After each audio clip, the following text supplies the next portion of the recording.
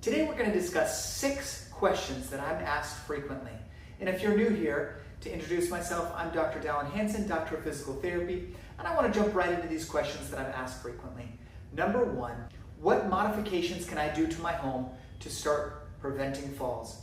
So a few things that you can do are, number 1, bathroom safety. Get a rug in front of a shower or a tub to make sure that you're not slipping, or make sure you're using towels so that the floor is not wet. Something else you can do, you can put handrails in your bathroom near your toilet and near your showers. Use a shower chair or shower bench. Something else you can do includes removing any loose rugs. Get the rugs out of the walkways, things like that. I see people trip all the time, leads to broken legs and other problems.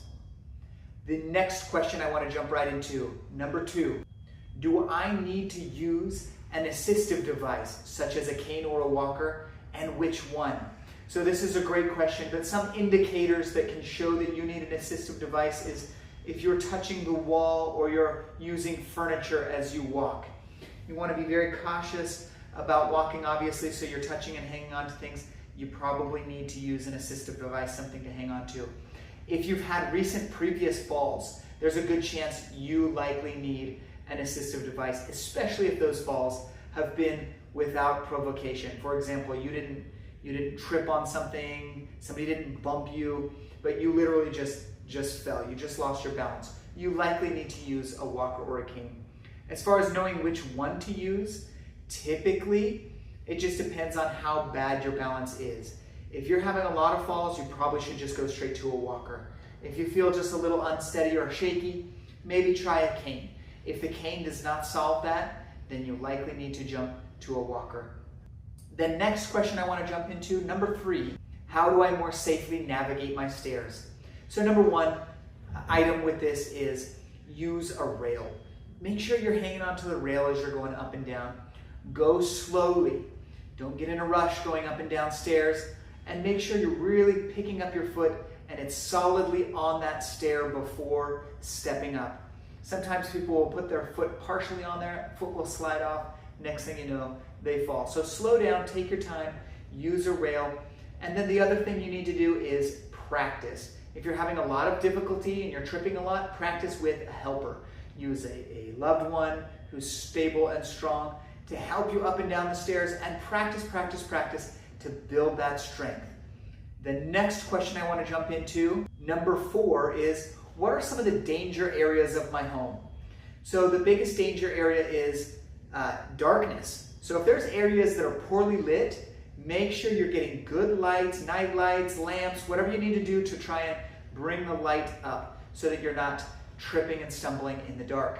Something else is areas with rugs. If you've got rugs, get rid of them.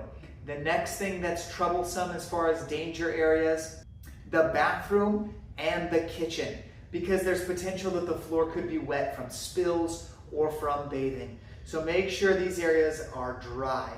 The bathroom is the one exception for rugs. I like someone to have a rug in front of their tub or shower to make sure that area is staying dry when you're getting in and out of the shower or tub. Before we move on to the next question, please subscribe if you feel like these have been helpful. The next question is number 5. What are health conditions that increase my risk of falls? So it's very important to be aware of what's going on with your blood pressure. If you're having blood pressure drop or significant jumps, that can cause dizziness or lightheadedness. So make sure you know what's going on with your blood pressure. Something else is severe arthritis. Severe arthritis can make it difficult to put weight through your legs. It can cause knee buckling or hip buckling. So make sure you're aware. If you do have arthritis, especially severe arthritis, use an assistive device. Another thing that's problematic is if you are on a lot of medications. If you're on a lot of medications, regardless of what the medications are, they automatically increase your risk of falls. So if you're taking a lot of meds, your increase goes up. So make sure that you're keeping track of kind of what your health conditions are, especially with blood pressure, arthritis, and the number of meds you're using. If you have more than 3 or 4 meds, we automatically consider you an increased fall risk. And the last question we're going to go over tonight, number 6, is what exercises can I do in my home to prevent falls? So the biggest thing you can do is strengthen your legs.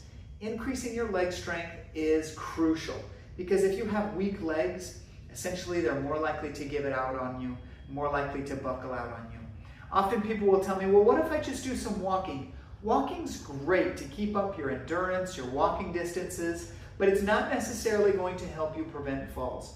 Prevention of falls is going to come from strengthening, and the other thing that's crucial is balance practice. You have to challenge your balance. Stand in front of a sink. Try to let go and try and stand on one leg, or try to march, weight shift. Do things that are going to challenge your balance. Step up and down on a step, kind of tapping the step or tapping a cone in front of you. Obviously use things to hang on to next to you, but those two things are going to help prevent falls more than anything. So get working on your balance and improve your strength. I hope these 6 questions helped. If you have more questions, leave them in the comments and I'll tell you what my thoughts are. If these were helpful, please subscribe.